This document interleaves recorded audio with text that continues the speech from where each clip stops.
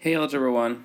Alright, so I wanted to do a few compound inequality problems so you guys could do these along with me in the binder. This is on page 40. We're going to start at the top of page 40. We're going to do a couple from this page and a couple from a few pages later. So if you look at the top here, we're going to take a look at problem number 10. Okay, so this is an and problem, but it doesn't have the word and there, you'll notice. Okay, and so really what's going on here is we're saying that, and I'm going to write up at the top here, we're saying that a plus 2 is greater than 15 and a plus 2 is less than 22. It really is an and problem, but because of the way and problems work, we're saying that this thing, a plus 2, is both bigger than 15 and smaller than 22. So it kind of fits in between them. So what we can do is combine them into a single inequality like you see here in number 10. Okay, it's this single inequality. 15 is less than a plus 2, which is less than 22. Right, so when we solve this, so if you were given this problem and said to solve it, what we're really going to do is we're going to split it up into three sections, the left, the middle, and the right. And my goal is to get a alone in the middle. So in this problem, my step to do that is going to be subtract 2, and that'll get a alone in the middle. But what I have to do in the middle, I have to also do on the right, and I have to also do it on the left. Okay, so my next line that I get is going to be 13 is less than, I got to carry down that sign, a, which is less than, I carry down that sign, 20. Okay, and now that's my final answer because I've gotten a alone in the middle. So I'll rewrite it here without those blue lines. 13 is less than a is less than 20. Okay, and another way to kind of think of that is saying a, let me get my pointer here, a is bigger than 13 and a is smaller than 20. Okay, so this is an and problem. So let's do number 12 also. Take a look at 12. Okay, so in this one, again, I'm going to draw my little lines here. I got to add 1 to both sides first. If I'm going to get C alone in the middle, I got to add 1 to all three sides, really, left, middle, and right. Okay, and when I do that, I get negative 12 is less than or equal to, carry the sign down, 6C, which is less than or equal to 36. Okay, and now in order to get that 6C, I got to get C alone, so I have to divide by 6 in all three spots, which gets me a final answer here of negative 2 is less than or equal to C, which is less than or equal to 6. Okay, so if we scroll down a little bit, we can also graph a problem that looks like this. So in number 14 here, what this says is negative 1 is less than or equal to D, which is less than 7. In other words, D is bigger than or equal to negative 1, and D is less than 7. So what I'm going to do to graph this, okay, I'm going to mark my critical values. Okay, so negative 1 and 7. And we'll do some truth value tests again. Okay, so first I'll check a number over here. Is negative 3. Would negative 3 fit in between there? Negative 1 and 7. No, negative 3 doesn't fit in between negative 1 and 7. So that one's false. Okay. Negative 1 I could use, right? If I plug negative 1 in, I'd get negative 1 is less than or equal to negative 1. That's true. Okay, so negative 1, I'm going to fill in a circle because that's true. Now, any number I pick in between, so let's say 3, if I picked 3, negative 1 is less than or equal to 3, which is less than 7. Yeah, that's true. 3 fits in between there. Okay, so I will say that that section is true. 7, if I test 7, my other critical value, it doesn't work because 7 is not less than 7. So I put an open circle there. And then if I pick a number bigger, like 8 or 9, it also doesn't work. That would be false because 8 is not less than 7. So now I know I need to shade only in between. And that's usually, not all the time, but usually what and problems look like. Okay? Alright, that's it on this page. I also want to try You could try a couple other problems on here and check the solutions in the binder solution keys on Schoology. Okay, if you guys could turn to page 43. Yeah, so here we are on page 43. And we're going to do just a few of these together. All right, again, remember these are compound inequalities, and whenever we do a compound inequality, we solve it, we graph it by using truth values, and then we write the answer in interval notation. Okay, so let's start with number 13 here. Okay, 2p plus 8 is greater than 20, and negative p over 3 is greater than or equal to negative 5. Okay, so I'm going to walk through this here. We'll subtract 8 from both sides on this one. We get 2p is greater than 12. 20 minus 8 is 12. And then divide by 2, divide by 2. So here I get p is greater than 6. On this one, I'm going to multiply both sides by negative 3 to get rid of this. So these cancel there. So I'd get p, I multiplied by a negative, so I have to switch my sign. And that's negative times negative, which is positive 15. Okay, so my solution is p is greater than 6, and p is less than or equal to 15. Okay, so I'm going to mark my 6 and 15, those critical values, and let's do a quick test of my number line. Okay, so when I check something on the left, like 0, is an AND problem, so I need to make both true. So I do 0 is greater than 6. Well, that's false. So I already know that that section is false. Okay, 6. 6 is not greater than 6. So that's also false. I'm testing it in my first and then my second equations. But as soon as I test the first and it's false, I don't have to do anything because I need to get both to be true. Pick a number in the middle, like 10. 10 is greater than 6, so I'm 1 for 1. 10 is less than 15. So I'm 2 for 2. So that section is true. Okay, I try 15. 15 is greater than 6, and 15 is less than or equal to 15. So that one's true. So I will fill that circle in. And finally, we'll test the section on the right. Maybe pick a number like 20, a number that's bigger than 15, right? So 20 is bigger than 6, and it's bigger than, but it's not less than or equal to 15. So 20 would be false. And so I shade where I'm true, which is the middle. And there's my solution on the number line. Okay, and so I'm going to finish with my interval notation. I start shading at 6, so that's parentheses because it's an open circle, comma, I finish shading at 15, which is a bracket because it's filled in. Okay, let's look at 14. I want you to pause the video now and just go through the solving part of it. So get x alone in both inequalities, and then you can start playing the video.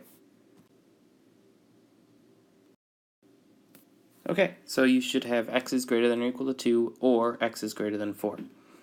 Okay, so I'll mark 2 and I'll mark 4. All right, those are my critical values. It's an OR statement, so I only need to get one of these to be true. I only need to make one true. So when I test out my numbers here, I'm thinking, okay, 0.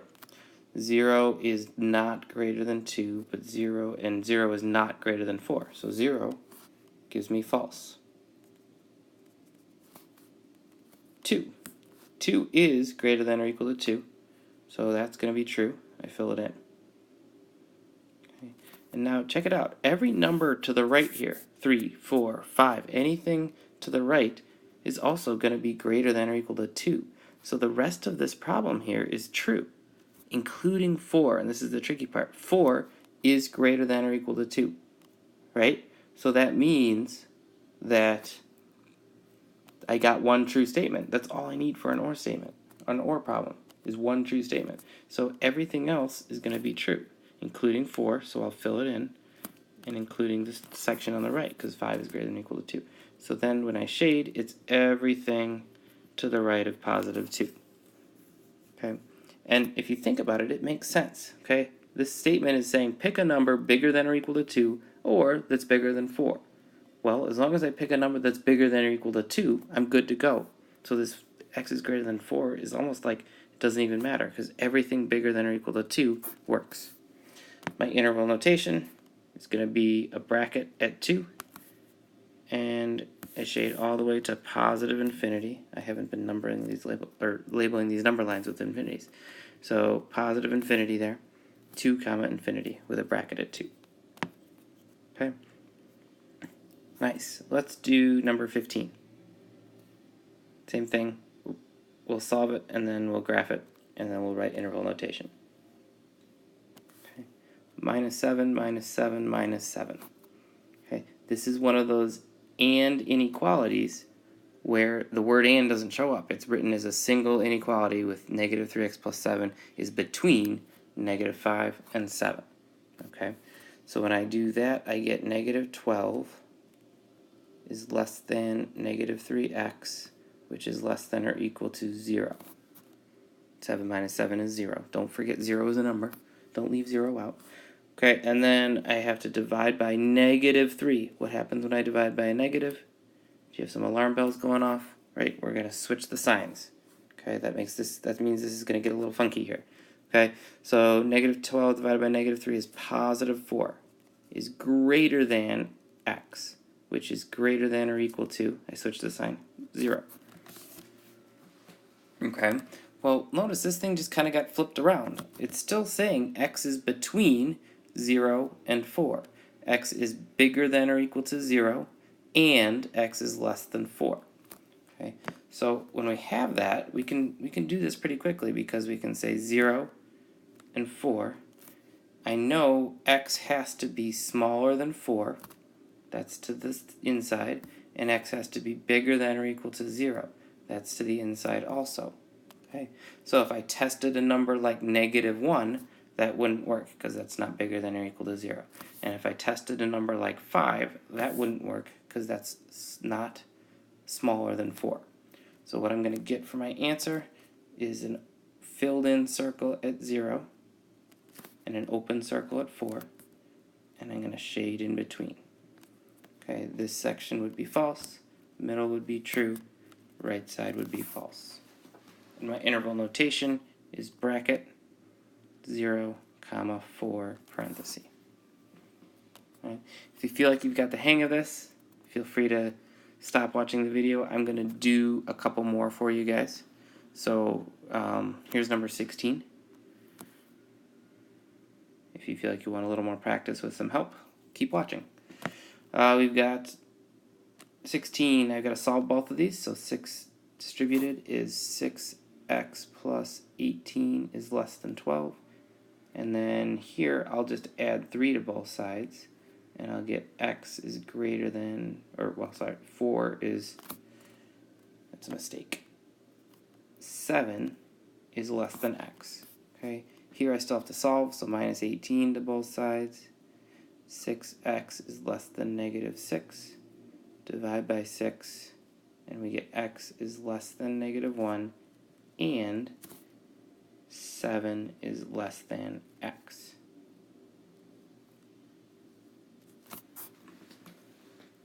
Okay, so there's my inequality solution. Now we'll put negative 1 and 7 on the number line. Okay, it's an and problem. I got to make both statements true. So let's test out some numbers. Negative 2. Negative 2, well, look at this. It's not bigger than 7. It is smaller than negative 1, but it's not bigger than 7. So I get false over here. Okay, negative 1. Negative 1 is not less than negative 1. The first statement is false, so I get an open circle. Number in between, how about 0? 0 is not less than negative 1. Oh, do you notice something there? Every number we try from now on to the right here, every number is going to be false because none of these numbers are less than negative 1. So look at this. The whole number line is false. Okay, no number makes both of these statements true. So what we say, no solution. Okay, you can write the word, you can write that 0 with a slash through it, no solution. Okay, and this is why the truth values really help. Okay, because by if you just graphed both of these, you would get it wrong. Okay, but by testing your values, we can see that every number on the number line results in a false because nothing makes both of these statements true. Okay, just do a couple more.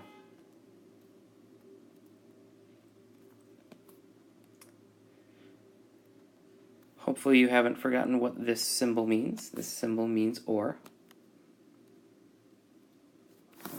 So let's solve this real quick. Minus 5, so negative y is less than or equal to 3, divided by negative 1, divided by negative 1, and we get y is greater than or equal to negative 3. On this side, I'll subtract 8, and we get 2y is less than 6, divided by 2, y is less than 3, and then we can put my OR symbol in between. So y is greater than or equal to negative 3, or y is less than 3. Okay. Get those numbers, get those critical values on here. There's negative 3, here's positive 3, there's infinity, there's negative infinity. Okay, and let's test this out. So on my left, negative 4 is not bigger than negative 3, but negative 4 is smaller than 3. It's OR, I only need to make one true, so I get a true here. Okay, negative 3 is greater than or equal to negative 3. That's true, I'll fill it in. And now, here we are, every single number to the right of negative 3 is going to be true, because this says y is greater than or equal to negative 3. So whatever I test, 0, 3, 4, will all work there. I only need to make one statement true, so the rest of my number line is true. True, true, and true. Well now, in this problem, everything is true. So I shade it all in. And my interval notation is negative infinity to infinity. Okay, another solution we could write. You don't have to. As long as you've written negative infinity to infinity, you're good. But you could say all real numbers. Okay? Thanks for watching. Hopefully this was helpful. And I will see you guys on Monday.